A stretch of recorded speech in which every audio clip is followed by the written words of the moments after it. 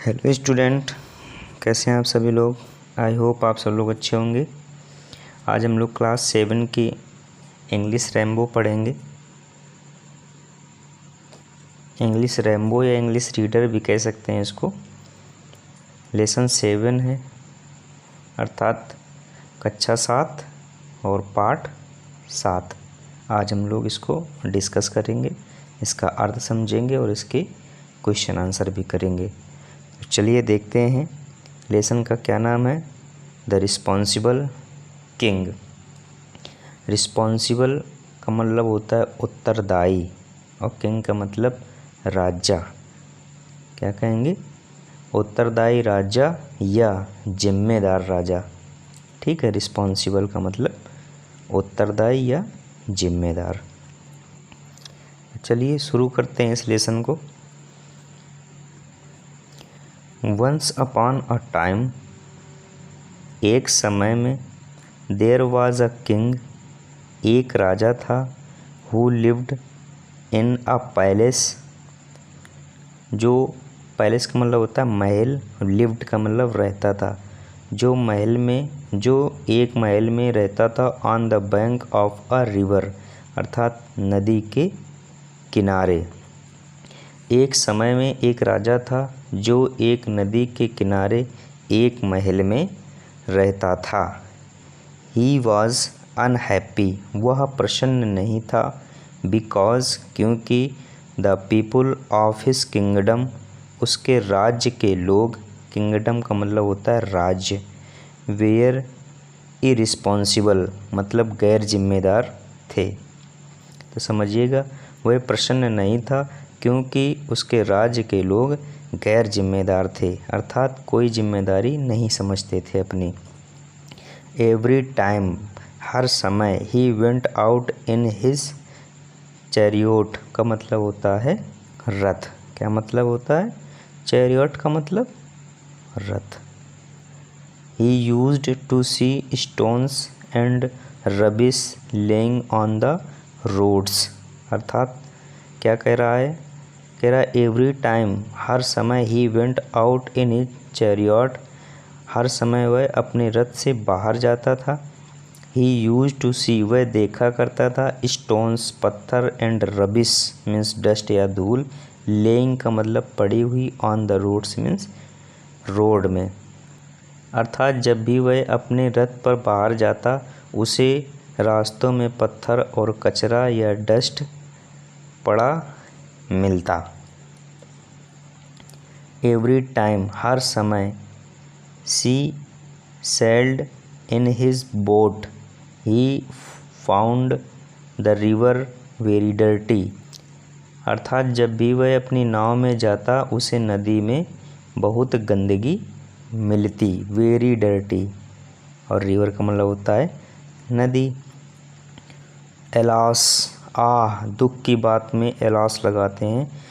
Y are my people so irresponsible, he moaned, moaned का मतलब होता है आह भरी। ठीक है, तो इसका अर्थ देखते हैं। एलास, उसने बड़े दुख के साथ क्या किया?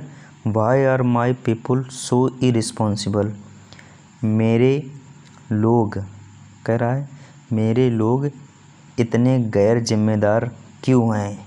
ही मॉन्ड, उसने आह भरी, मतलब अंतरात्मा से दुखी होकर के वह बोला कि मेरे लोग इतने गैर जिम्मेदार क्यों हैं। Why do they not keep the roads clean, clean का मतलब होता है साफ। ठीक है, वे रास्तों को साफ क्यों नहीं रखते हैं। ही थॉट फॉर अ व्हाइल, उसने कुछ समय के लिए सोचा, एंड सेड, और कहा, I must teach them a lesson, यानी कि मैं उन्हें पाठ पढ़ना सिखाऊंगा, या इसको कह सकते हैं मैं उन्हें सबक सिखाऊंगा, ये भी इसको कह सकते हैं। ठीक है। वन नाइट, एक रात, ही टुक अ बैग, उसने एक बैग लिया, ऑफ गोल्ड कॉइन्स, सोने के सिक्कों का, विथ हिम, अपने साथ। एक रात उसने अपने साथ सोने के सिक्कों का बैग लिया and went to the main road, और मुख्य रास्ते पर चला गया। हिज वजीर वाज आल्सो विद हिम, उसका वजीर भी उसके साथ था, उसका वजीर भी उसके साथ था। ही सा अ पिट, उसने एक गड्ढा देखा in the middle of the road, road के बीचों बीच, उसने रोड के बीचों बीच एक गड्ढा देखा। He put the gold coins in it, उसने ये सोने के सिक्के उसी में रख दिए, अर्थात गड्ढे में रख दिए। देन तब द किंग एंड द वजीर कवर्ड द पिट, यानी कि देन का मतलब तब द किंग एंड द वजीर कवर्ड द पिट, गड्ढे को ढक दिया। समझ गए? यानी कि जो सोने के सिक्के थे उनको गड्ढे में रख करके राजा और वजीर ने उस गड्ढे को ढक दिया या बंद कर दिया। विथ अ बिग स्टोन, एक बड़े पत्थर से, तो कह सकते हैं राजा और वजीर ने उसे या उस गड्ढे को एक बड़े पत्थर से ढक दिया। नेक्स्ट डे, अगले दिन, a man came along the road in his cart with was full of coal, coal का मतलब होता है कोयला, और फुल का मतलब भरा हुआ। यानी कि अगले दिन एक आदमी अपनी बग्घी में जिसमें कोयला भरा था उसी रास्ते से निकला। ये देखिए चित्र में देखिएगा, आगे देखते हैं। ही saw a big stone in the middle of the road but he was not worried about it, worried का मतलब होता है चिंतित होना, अबाउट इट इसके विषय में, यानी कि जो बड़ा सा पत्थर रखा था बीचों बीच। उसने रास्ते के उस बड़े पत्थर को देखा परंतु वह उसे लेकर चिंतित नहीं था। देखिए मिडिल का मतलब होता है बीच में, है ना, स्टोन का मतलब पत्थर, ये सारी मीनिंग आप लोगों को आती होंगी। He draw his cart round the stone, अर्थात उसने अपनी बग्घी उस पत्थर के बगल से निकाल ली। Then another man came along with a flock of sheep and goats, flock का मतलब होता है झुंड, शिप का मतलब भेड़ और गोट्स का मतलब बकरी, यानी कि भेड़ और बकरियों का झुंड। तो क्या कहेंगे फिर, एक और आदमी अपनी भेड़ों और बकरियों के झुंड के साथ आया। The man did not pay attention, मतलब कि उस व्यक्ति ने भी ध्यान नहीं दिया। पे अटेंशन का मतलब ध्यान देना, ठीक है, अटेंशन का मतलब ध्यान देना, और डिड नॉट का मतलब नहीं, ठीक। To it and draw his flock round the other side of the stone, यानी कि उस आदमी ने इस पर कोई ध्यान नहीं दिया और अपने झुंड को, यानी कि और बकरियों के झुंड को उस पत्थर के बगल से निकालकर दूसरी ओर चला गया। यानी कि पत्थर बीचों बीच ही पड़ा हुआ है, साइड से निकल के चले जाते हैं, पत्थर पे कोई विशेष ध्यान नहीं दे रहा है कि उसको हटा दिया जाए रास्ते से। आगे देख लेते हैं। Many other people also passed along the same road, यानी कि बहुत से लोग उसी सड़क से गुजरे। But all of them were so irresponsible that they did not bother to remove the stone. Bother का मतलब चिंतित या चिंता करना कह सकते हैं। अर्थ देखिएगा, परंतु सभी इतने गैर जिम्मेदार थे कि उन्होंने उस पत्थर को हटाने का कष्ट नहीं किया, उस पत्थर को हटाने का कष्ट नहीं किया या हटाने की चिंता नहीं समझी। Finally the king called all the people of his kingdom and sad. अंततः राजा ने अपनी प्रजा के सभी लोगों को बुलाया और कहा। कॉल्ड का मतलब बुलाया, all the people of his kingdom, अपने राज्य के सभी लोगों को। किंगडम का मतलब होता है राज्य। एंड सैड और कहा, कम आओ, let's remove the stone from the road. आओ इस पत्थर को सड़क से हटाएं। क्या कहा उसने? आओ इस पत्थर को सड़क से हटाएं। देखते हैं, people were stunned to see. Stunned means होता है चकित होना, टू सी मतलब देख करके, the gold coin in the pit when they rolled the stone away. Rolled का मतलब गोल गोल घुमा करके हटाना कोई चीज़, यानी कि लोग चकित रह गए जब उन्होंने इस पत्थर को रास्ते से हटाया और उसके नीचे गड्ढे में स्वर्ण मुद्राएं देखी या सोने के सिक्के देखे। देखिए, पीपल वेयर स्टन्ड का मतलब लोग भौचक्का रह गए या चकित रह गए, आश्चर्यचकित हुए, कुछ भी कह सकते हो। टू सी देख करके, द गोल्ड कॉइन सोने के सिक्के, इन द पिट गड्ढे में, when they rolled the stone away जब उन्होंने पत्थर को रास्ते से हटाया।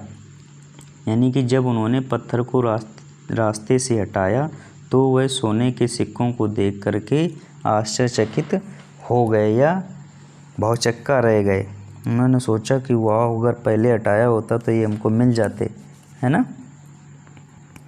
क्या करें? लुक, देखो, there were gold coin under the stone but no one bothered to remove. Bothered means होता है चिंतित होना। क्या होता है? चिंतित होना या चिंता करना। To remove the stone. देखो, पत्थर के नीचे स्वर्ण मुद्राएं थी, परंतु किसी ने पत्थर को हटाने का कष्ट नहीं किया। सो इसलिए no one deserve these gold coin. इसलिए कोई भी इन स्वर्ण मुद्राओं के योग्य नहीं है।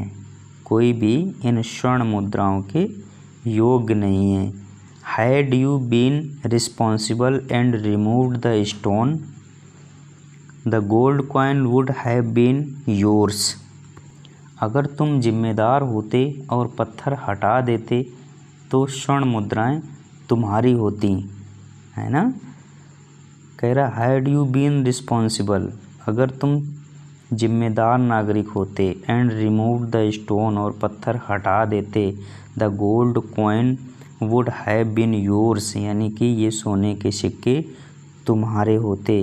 The king said to his people, राजा ने अपने लोगों से कहा। द किंग ऑर्डर्ड हिज वज़ीर, राजा ने वज़ीर को आदेश दिया। Take the gold coin to my palace, इन स्वर्ण मुद्राओं को मेरे महल ले आओ। इन स्वर्ण मुद्राओं को मेरे महल ले आओ या ले चलो।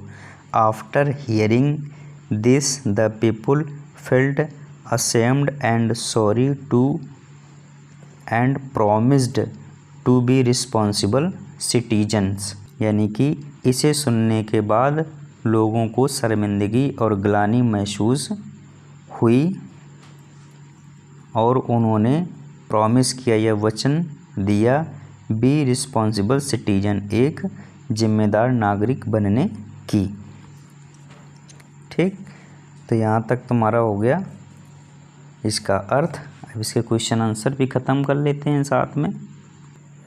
कंप्रहेंशन क्वेश्चन नंबर 1 है, answer the following question.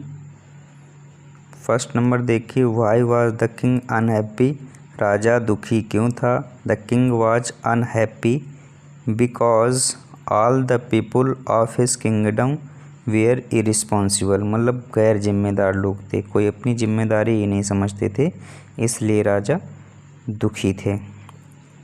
B number है, what did the king see every time he went out इन, जब वह बाहर जाता था तो क्या देखता। हिज चैरियट का मतलब अपने रथ पर। आंसर देखिए, every time he went out in his chariot यानी कि अपने रथ पर the king used to see stones and rubbish laying on the road, यानी कि स्टोन देखता था, रबिश देखता था, लेइंग ऑन द रोड यानी कि रोड में पड़े हुए। क्वेश्चन नंबर सी देखिए, where did he put the gold coins, उसने सोने के सिक्के कहाँ रखे थे। तो he saw a pit in the middle of the road, he put the gold coin in it, यानी कि जो रास्ते के बीचों बीच एक गड्ढा था उसमें ही उन्होंने कॉइन रखे हुए थे। क्वेश्चन नंबर डी है, who covered the pit with a big stone, the king with the help of the वजीर। वजीर में यहाँ पर आपका डब्लू हो जाएगा, डब्लू बनेगा, ठीक है, वजीर की स्पेलिंग, यानी कि the king with the help of the वजीर covered the pit with a big stone. Next question है question number E, why did the people not remove the stone from the road, यानी कि वहाँ के लोगों ने पत्थर को रोड से क्यों नहीं हटाया। All the people were too careless, लापरवाह, एंड इरिस्पॉन्सिबल यानी कि गैर जिम्मेदार, to remove the stone from the road. ठीक है, ये क्वेश्चन नंबर ई का आंसर हो गया। अब देखते हैं question number F, what lesson did the king want to teach his people, मतलब कि किस तरह का सबक सिखाया, कौन सा पाठ सिखाया। Answer, the king wanted to teach his people that if they would be responsible it would be rewarding to them. Rewarding का मतलब होता है इनाम देना, यदि वो जिम्मेदार नागरिक होंगे या बन जाएंगे तो उनको रिवार्ड मिल जाएगा, इनाम मिल जाएगा। यही तो सोचा था कि भाई जो जिम्मेदार नागरिक होगा, जो पत्थर हटा देगा, उसको ही ये स्वर्ण मुद्राएं मिल जाएंगी, पर ऐसा तो किसी ने किया ही नहीं वहाँ पर। देखिए, राइट ट्रू और false for the given statements. देखिए भाई, ट्रू फॉल्स हमने ऑलरेडी कर रखे हैं। The king lived in a palace, हाँ ये पैलेस में ही राजा रहता था। बी नंबर देखिए, his people was were responsible, नहीं रिस्पॉन्सिबल कहाँ थे, गैर जिम्मेदार थे, तो ये गलत हो गया यानी false. The king wanted to teach a lesson to the people, ये सही है यानी कि true. The people removed the stone from the middle of the road, क्या लोगों ने रोड से पत्थर हटाया था, नहीं हटाया था, यानी कि ये गलत है। The king gave the gold coin to the people, राजा ने सोने के सिक्के लोगों को दिए, गलत, नहीं दिए, ठीक है, ये गलत है आपका।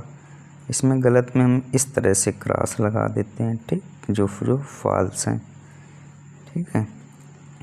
People felt ashamed and sorry, हाँ उन्होंने शर्मिंदगी महसूस की और सॉरी बोला, ये बात सही है, यानी कि ये सही है। तो इस तरह से ये लेसन हो जाता है कंप्लीट। आप लोग हमारे चैनल को लाइक कीजिएगा, सब्सक्राइब कीजिएगा और अपने दोस्तों के साथ शेयर भी कीजिएगा, ताकि ये परिवार और बड़ा हो जाए, पढ़ाने में और आनंद आए। हम इसमें ग्रामर की सीरीज भी चलाएंगे, इसलिए आप लोग साथ में जुड़े रहिएगा। जल्दी से इसको भी फिनिश कर लेते हैं, फिर ग्रामर शुरू की जाती है। Thank you.